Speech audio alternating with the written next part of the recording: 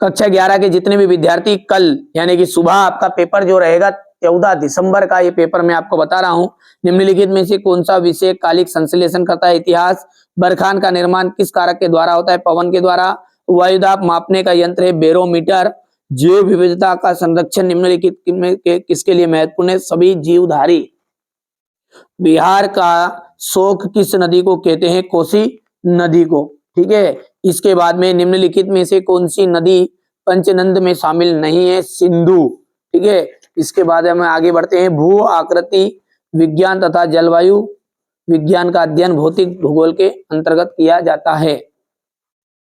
प्रशांत महासागर के किनारे पर सक्रिय ज्वालामुखी का क्षेत्र रिंग ऑफ फायर कहलाता है। आकाश का रंग नीला प्रकीर्णन प्रक्रिया के कारण दिखाई देता है। भूतल वहां बिंदु जो भूकंप के उद्गार केंद्र के समीप होता है वो अभिकेंद्र कहलाता है।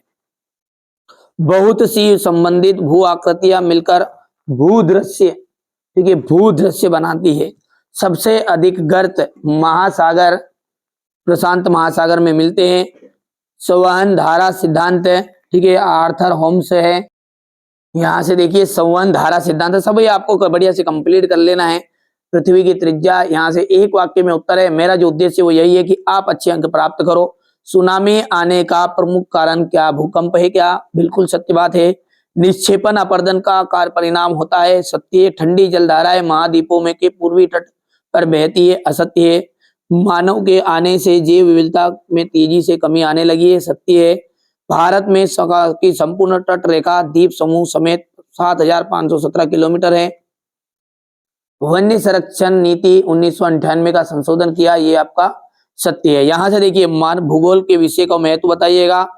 भू विक्षेपी पवने क्या है? निरपेक्ष आर्द्रता क्या होती है? प्रजाति विविधता से क्या तात्पर्य? जैव विविधता संरक्षण की आवश्यकता क्यों है? आपदा क्या है? आपदा के प्रकार। पश्चिमी तटीय मैदान में के कई डेल्टा क्यों नहीं है? डेल्टा किसे कहते हैं? वर्तमान में आपदाओं की सुभेद्यता क्यों बढ़ गई है?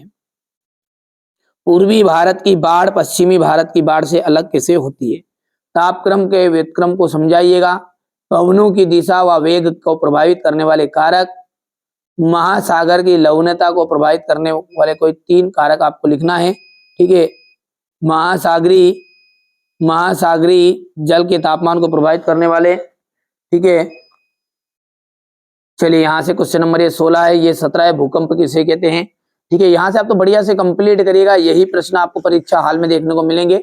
ये क्वेश्चन नंबर आपका 18 है। मृदा निर्माण की प्रक्रिया, ठीक है, भौम जल से निर्मित अपरदित और निक्षेपित स्थलों को बताइए। भारत में होने वाली वर्षा के प्रकारों को, ये आपका क्वेश्चन नंबर 20 है। तो ये मैंने आपको क्लास 11th का भूगोल का सेट बी बता दिया है। ये आपका सेट ए है। अच्छे से आप कंप्लीट कर लीजिएगा बढ़िया से। ठीक है। चलिए तो मिलते हैं अगले वीडियो में।